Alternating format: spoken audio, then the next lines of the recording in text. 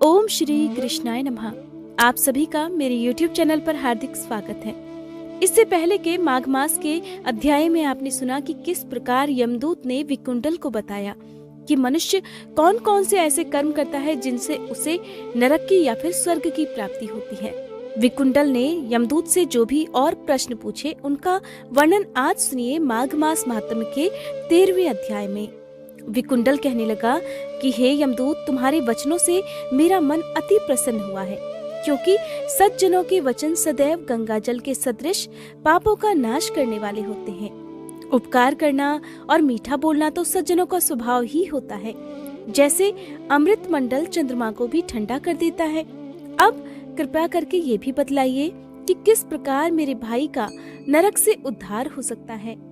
विकुंडल की बात सुनकर दूत कुछ देर तक ज्ञान दृष्टि से विचार करने के बाद मित्रता रूपी रस्सी से बंधकर बोला कि हे वैश्य, यदि तुम अपने भाई के लिए स्वर्ग की कामना करते हो तो जल्दी ही अपने 8 जन्म के पुण्य फल को उसके निमित्त अर्पण कर दो।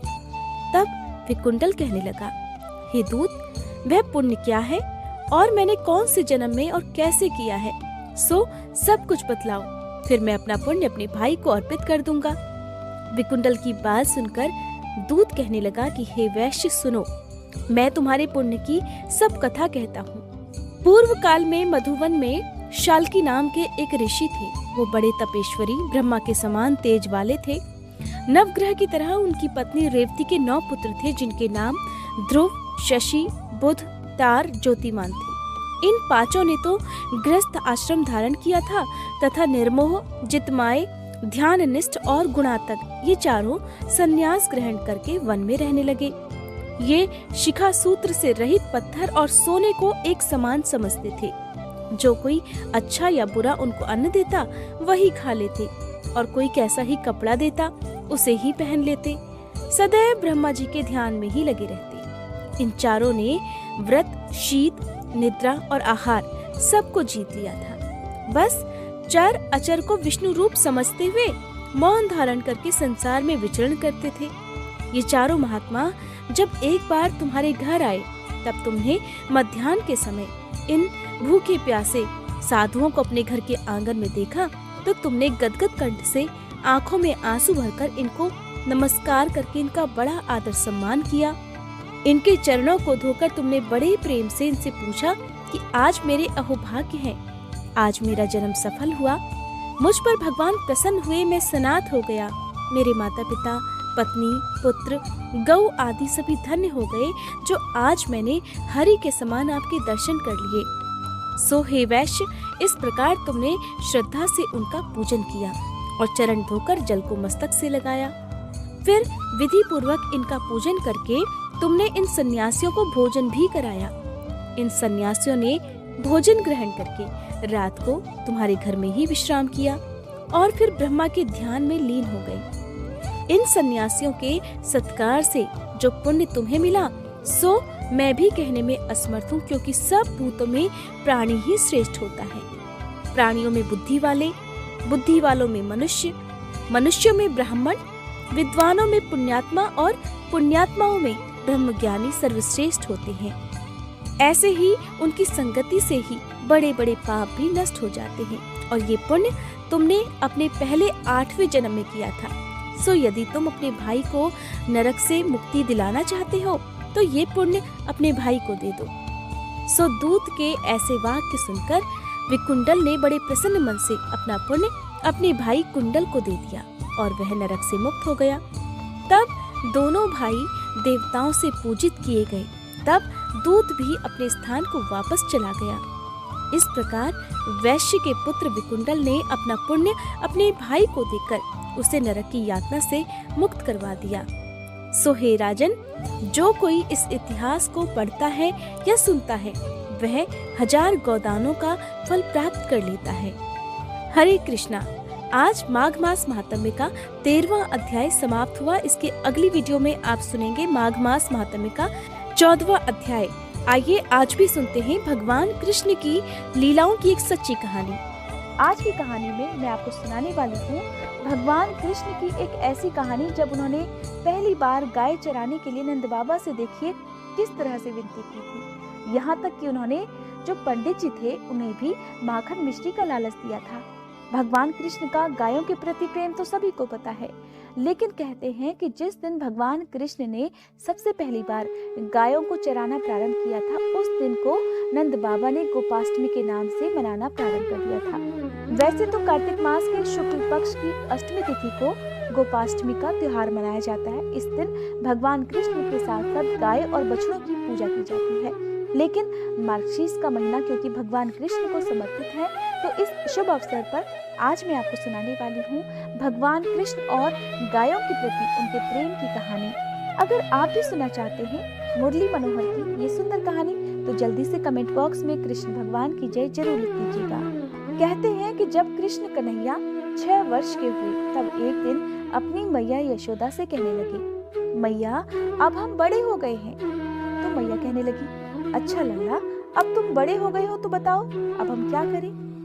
कृष्ण कन्हैया कहने लगे, मैया आज से हम बछड़े चराने नहीं जाएंगे, अब हम गाय चराने जाएंगे। अपने लल्ला की बात सुनकर मैया यशोदा मुस्कुराने लगी, कहने लगी, अरे लल्ला, तुम अभी इतने बड़े नहीं हुए हो कि गाय चराने जाओगे, और जंगल तो वैसे भी बहुत दूर है। गाय तो जब बड़े हो जाओगे तब चराने जाना। लेकिन कन्हैया ने तो जिद पकड़ ली, मैया से जिद करने लगे। तब मैया यशोदा कहने लगी, ठीक है, अपने बाबा से पूछ लेना। बस मैया यशोदा का ऐसा कहना था, झट से कन्हैया पहुंच गए नंद बाबा से पूछने के लिए। नंद बाबा के पास पहुंचते ही कहने लगे, बाबा अब हम बहुत बड़े हो गए हैं, अब हम बच्चे नहीं रहे, आज से हम बछड़े नहीं गाय चराने जाएंगे। अब आप जल्दी से पंडित जी से कहकर गाय चराने का मुहूर्त निकलवा दीजिए। गोकुल में एक ऐसी प्रथा है कि जब घर में गाय पाली जाती है तो उन्हें चराने के लिए, जब घर के बालक पहली बार जाते हैं तो उन्हें चराने के लिए भेजा जाता है। तो इसी तरह से इस कहानी में कन्हैया भी नंद बाबा से जिद कर रहे हैं कि अब वो बड़े हो गए हैं, कृपया उन्हें गाय चराने के लिए भेजा जाए। लेकिन नंद बाबा भी वही कहने लगे कि कन्हैया अभी तुम बहुत छोटे हो, अभी तुम इतने बड़े नहीं हुए हो कि गाय चराने के लिए जाओ, तुम बहुत छोटे हो, इसलिए तुम जाओ और जाकर बछड़े चराओ। लेकिन कन्हैया कहाँ मानने वाले थे, जिद पर अड़ गए।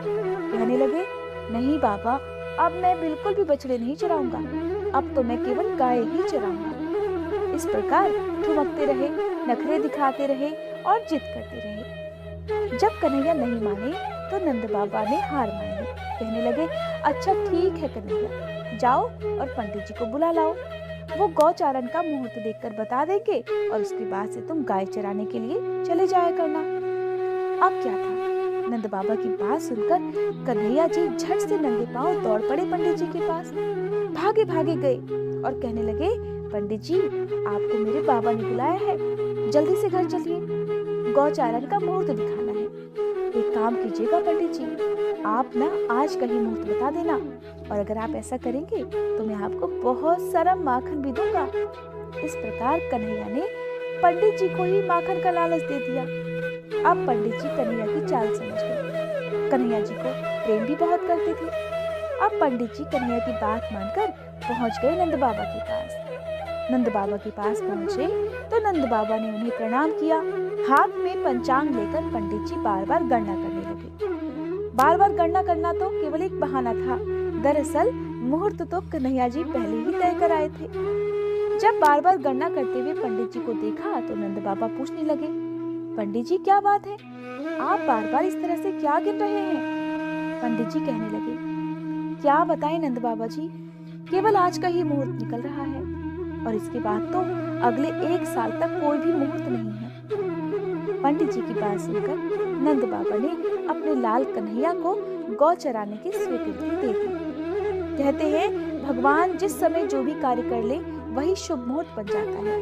बस फिर उसी दिन से कन्हैया ने गौचारण आरंभ कर दिया और वह शुभ तिथि थी कार्तिक मास के शुक्ल पक्ष की अष्टमी।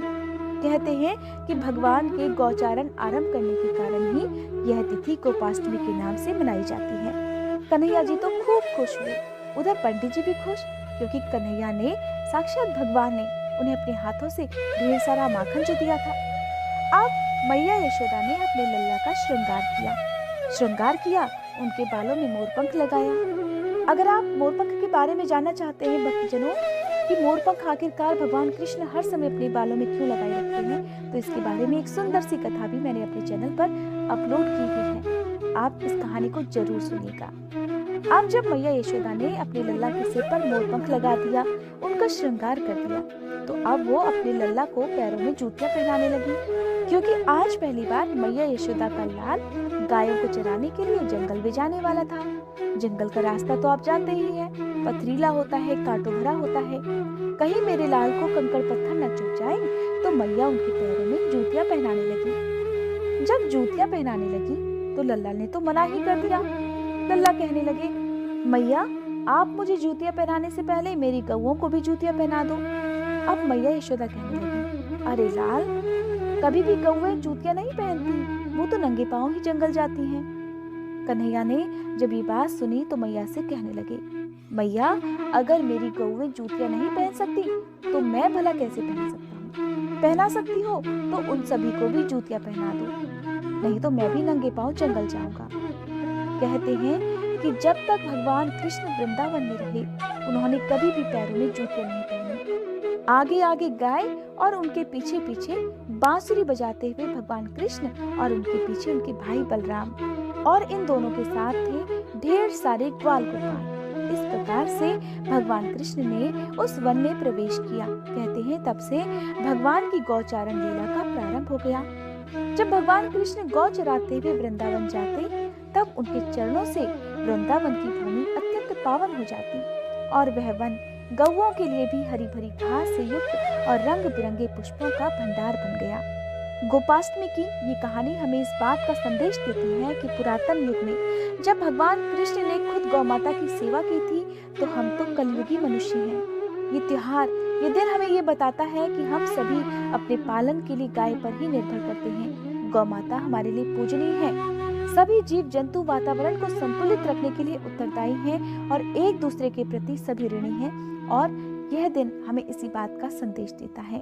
भगवान कृष्ण ने अपने पूरे जीवन में गौओं की बहुत देखभाल की। गौओं के प्रति उनका प्रेम सभी को पता है।